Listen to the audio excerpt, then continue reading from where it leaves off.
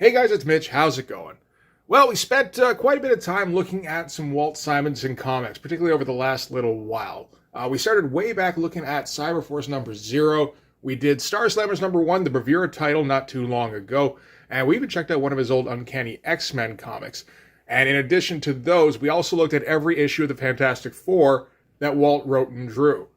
And so far, for my money, that's been the best of Walt Simonson. So now we're going to take a look at the title that made Walt a household name. We're looking at his run on the Mighty Thor. And today we're looking at Mighty Thor number 364. So just before we get into it, if you enjoy the channel, if you feel like you might want to help out a little bit, go subscribe to my Patreon. Gives you early access to everything I do, helps out the channel, helps to buy new comics. So it hasn't been too long since we did a Simonson book. We don't need to touch on too much of Walt's history. But in 1983, Walt Simonson was a guy who had some buzz with his name. He wasn't, really like a superstar or anything just yet, but after his run at DC, predominantly the Manhunter run, he was starting to get his name out there, and I think Marvel started locking onto him when they did the Uncanny X-Men New Teen Titans crossover, which I suppose we should look at some point. Not too long after that, November of 1983, Walt Simonson took his dream job, which was to write and draw the Mighty Thor. Walt seems to love Norse mythology about as much as he loves dinosaurs, which is to say a lot. He was a huge Jack Kirby fan growing up, and you can see it all over his style. So getting to write and draw the Mighty Thor the way he wants to do it was a dream project for him. And he would totally reinvigorate the character, make the Mighty Thor, something that people actually looked forward to picking up every month. Which I don't know how often you can say that about Thor comics. And one of the reasons for that was because Walt did kind of off-the-wall subjects for Thor, stuff that Thor didn't usually do. The first thing he did when he took over the title was to introduce a new Thor, which you didn't do. And that was Beta Ray Bill. Weird horse-looking alien, but it had an awesome-looking cover, and there was a whole bunch of energy and fun in the comic. And Walt would kind of continue in that direction, just, coming up with outlandish scenarios, and really kind of leading into the over-the-top subject matter, because these are, larger-than-life characters, way larger than life. And the storyline that we're going to start today is, I think, probably one of the most famous ones from his run. This is the story where Thor gets turned into a frog, if you couldn't guess. And not for just one issue. This went on for a few issues. So why don't we get right into it? We can start with the cover. That cover's kind of great. We've got Thor as the mightiest animorph of all. But nobody's going to forget that cover. I would have loved to have seen this cover on the rack or on the newsstand. Can you imagine just walking into a variety store and be like, wait, what the hell is going on in Thor? That's a pretty cool looking frog too. Nice looking hand as well on Thor. I keep looking at this hand going man, that's well constructed. I like that quite a bit. So let's get right into it here. All right, so we're starting off mid-run, because I can't pick up all of the Walt Simonson books and start at the beginning and then just go through them one by one. Unfortunately, I'd like to, but it's a little too pricey for that. Not to mention that the run goes on for 5 freaking years. I don't want to make that the whole channel. So we got to jump in media res. So we're starting after a big battle between Odin and Surtur. Odin was victorious, but he did also disappear after the battle, and there is some question about whether or not he's even still alive. There's no way to verify. So Frigga, Odin's wife, holds a gathering and announces that they're going to have to announce a new King of Valhalla. They're going to have to hold an All-Thing, which is just a meeting, but this is a great All-Thing. And at the All-Thing, they're going to have to select the new ruler of Asgard. And we've seen before, Walt likes to start off his comics with a splash page. It's a common practice, but one that Walt usually adheres to. Not everybody does. And this is going to be Thor Croaks. Walt likes his puns. Oh, and of course, art and story by Walter Simonson, lettering by John Workman Jr., and colors by Paul Becton. And it was back in the days when Jim Shooter was the editor-in-chief. So Frigga bids her subjects to go forth and spread the word. Everybody, all the powerful deities have to go and gather at the All-Thing so that the new ruler can be selected. So they're all going to ride off.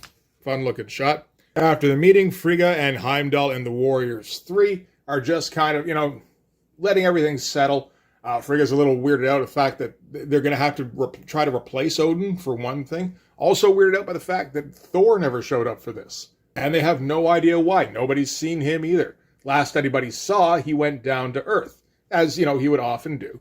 The previous issue had a battle between Thor and Curse. Looked like a pretty great battle, but in terms of, the Frogacy that we're trying to cover here, there's very little that actually has to do with that in that comic. So the Warriors 3 are thinking that maybe after the battle, they know there's like an astral storm going on that is causing disturbances between Asgard and Midgard. And they're wondering if maybe it's done damage to the Rainbow Bridge, which, bridges the two. So maybe he can't get back. Of course, as they're saying that, a whirlwind erupts inside of the court. And the Warriors 3 go, oh shit, never mind, that's Thor there. Only it's not Thor, it's Beta Ray Bill. And Beta Ray Bill's just stopping by because Thor extended the invitation and said, you're always welcome in Asgard. And he just happened to be coming by at an opportune moment. He doesn't know where Thor is either, although he is able to confirm that, yeah, the storm was pretty bad, but it wouldn't be anywhere near bad enough to stop somebody like Thor if he wanted to get back to Asgard. All right, so where is Thor anyway? Of course, this is the question on everybody's mind. We would know, probably, if we had bought the previous issue, where on the last page, after the battle with Curse, a woman runs up to Thor, throws her arms around his neck and plants a kiss on him, and this turns him into a frog in like the bottom 3 panels of the page. And she had been magically controlled by Loki. He was the one imbuing her with the magic to turn him into a frog and all of that. So she doesn't know what the hell happened. Thor doesn't know what the hell happened, although he's pretty sure Loki's involved. And now he's stuck as a frog in New York, which seems bad. And we start out with rivets, and we learn that the rivets mean a frog. I've become a frog.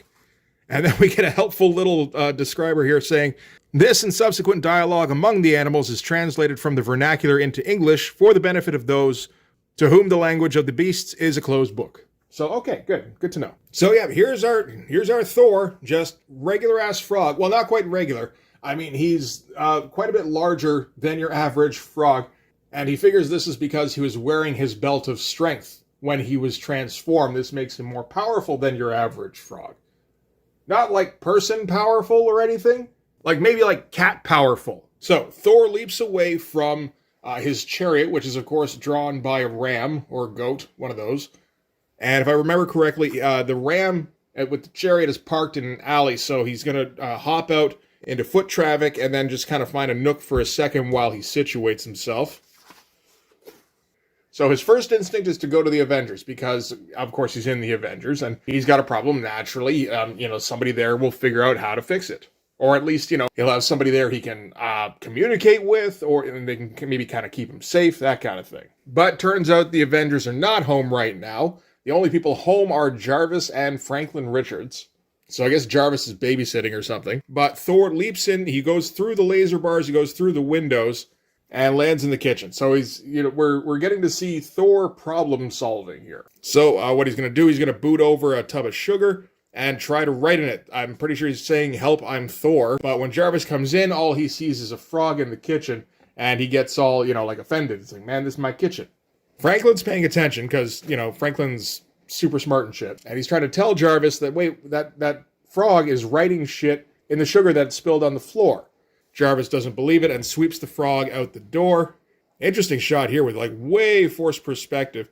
That's not 100% right in any kind of way, but still looks kind of cool.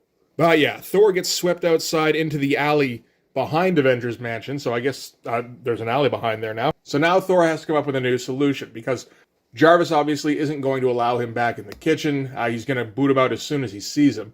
So he figures, okay, I'll just sit around and wait for an Avenger then, I suppose.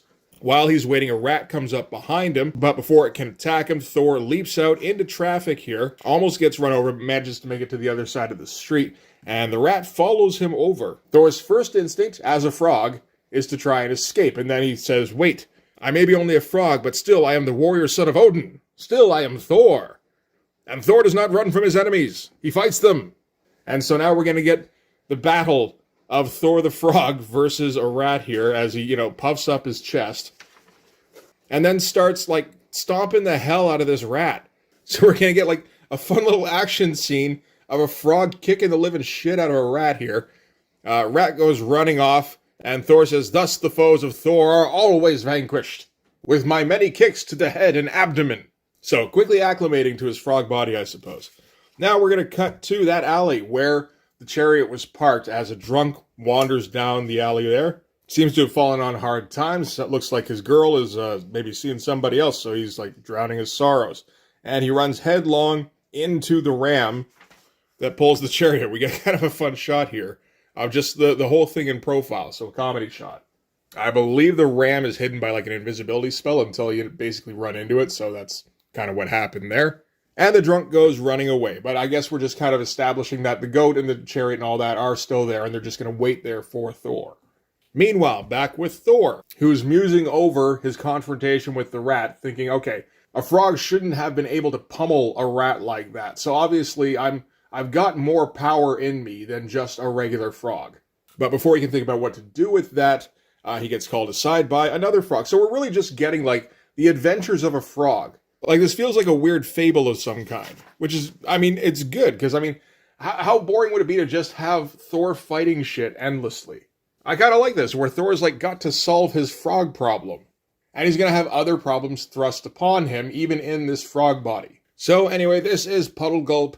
And he's going to explain to Thor what the deal is with the rats. Because, I mean, it was a little weird that that rat followed him across a busy street. So it turns out there's a war between New York City rats and New York City frogs. And the rats are currently in the process of gathering up a whole bunch of rat poison so they can dump it into the water supply. Nominally so they can poison the frogs. Although, of course, this will also poison, like, the people of New York. Weird little story. From there, we're going to cut to somewhere in Asgard.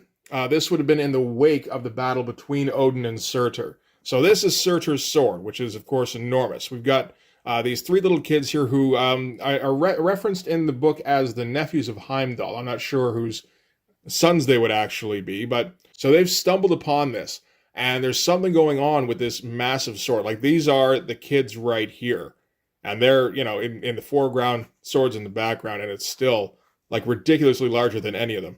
So they're about to go tell some of the gods that they found the sword, but as they start to back off from it, it starts to disappear, so it's got some kind of cloaking spell on it. All you can see is, like, this wavy outline. So now they've got that to tell to the other gods, too. So back to Thor and Puddle Gulp, who are making their way across Central Park so that they can get to their home, their base, whatever. When off in the distance, Puddle Gulp hears some kind of commotion going on. They go to investigate. Turns out that the king of the frogs is being attacked by rats currently. And Puddle Gulp doesn't even think. He just jumps to the rescue. But there's too much rats for Puddle Gulp to take on by himself. So Thor is going to have to be the cavalry. And we keep getting these, like, close-ups of a very determined frog. So Thor leaps into the fray. And, yeah, stomp, kick, kick, thud, stomp, pound, pubble, thud, kick.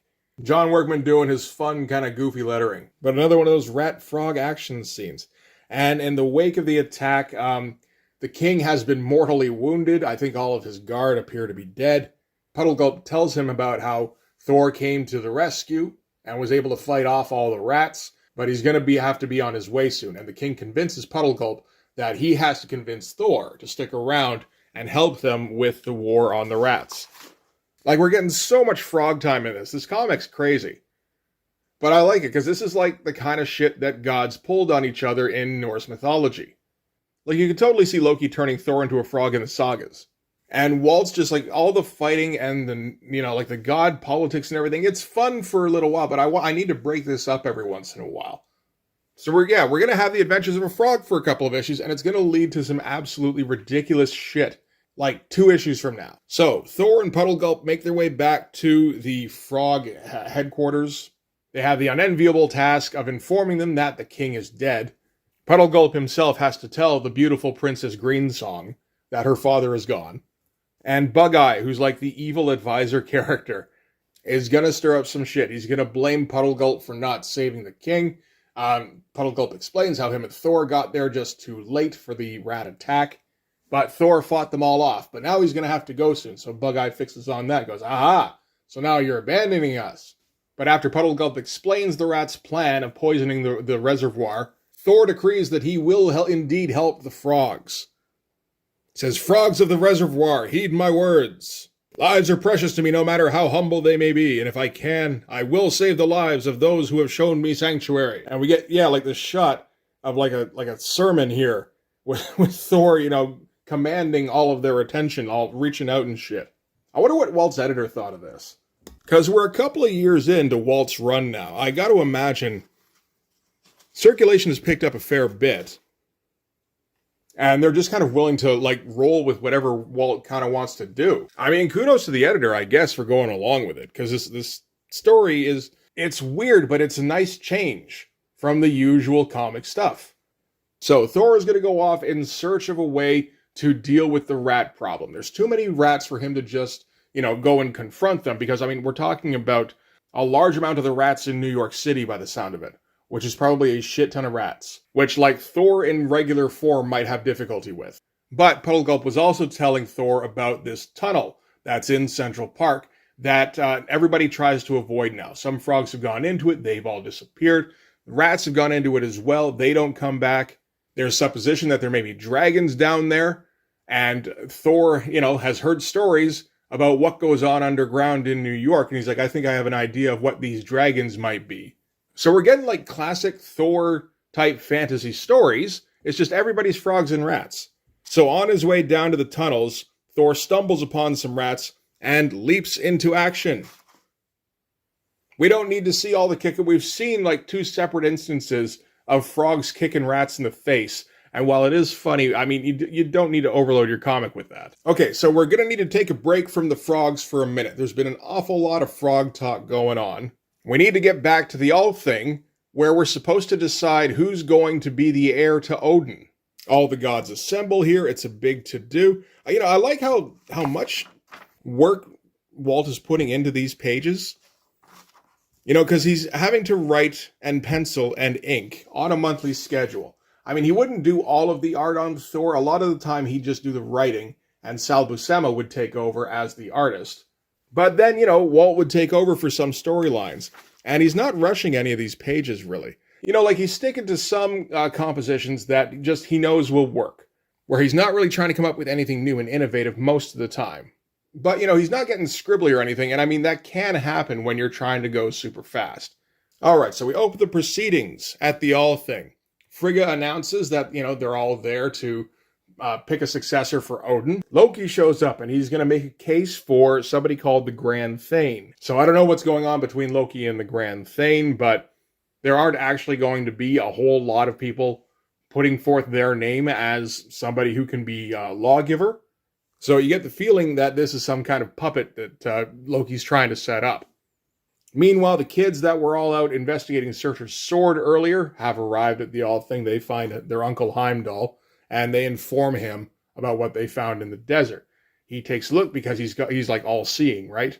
Doesn't see this gigantic sword they're talking about, but they insist that it's out there and that it's cloaked somehow. And he does notice some kind of wavering in the desert. And he's like, is that what that actually could be? So I'm sure that'll get investigated further. Meanwhile, back on stage, Loki has presented his nominee for Lawgiver, the successor of Odin. And now everybody is going, okay, but where's Thor? Thor's the rightful successor. He's the heir of Odin. And they try summoning Thor, but, obviously nothing happens.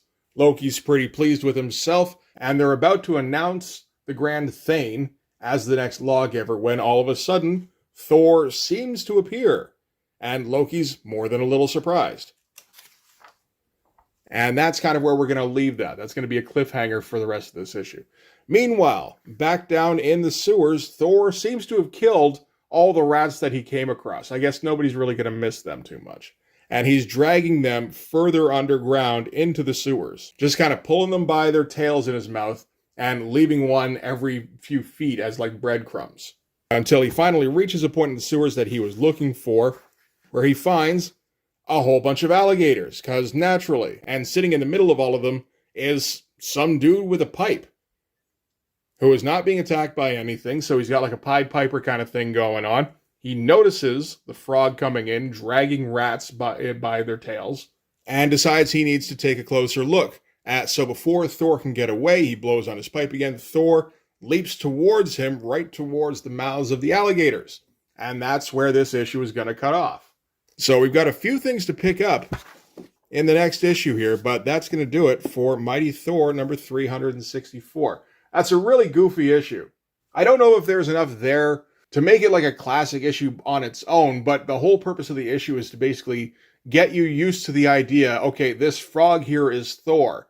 Thor is involved in a war under the streets of New York between rats and frogs.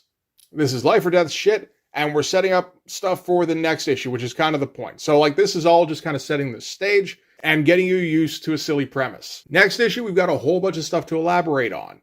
Is Thor going to make more progress against the Rats? I would think probably. We're going to have to find out who the Piper is. We're going to have to find out what the deal is at the All thing. Like, who's the fake Thor? It's got to be a fake Thor, right? We got the business with Heimdall and Surtur's sword. And, of course, there's the problem of how does Thor turn back into an Asgardian?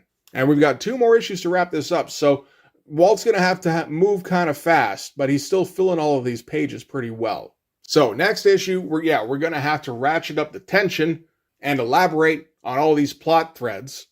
Maybe see if we can wrap up 1 or 2, but probably introduce 1 or 2 more to kind of take up their place. And we'll check all those out next time. But for this one anyway, that's going to do it. Thanks very much for watching. If you like this video, please hit like, hit subscribe, hit the notifications so you know when the next one's coming out. Go over and subscribe on my Patreon. It gives you early access to everything I do, from the Blood Force stuff to the YouTube videos before they get uploaded to YouTube, as well as some Patreon exclusive content. You can also follow me on Instagram and DM me there for commissions, and you can join the Blood Force Discord server. But yeah, that's going to do it. Thanks again for watching, guys. I'll see you in the next one. Bye-bye.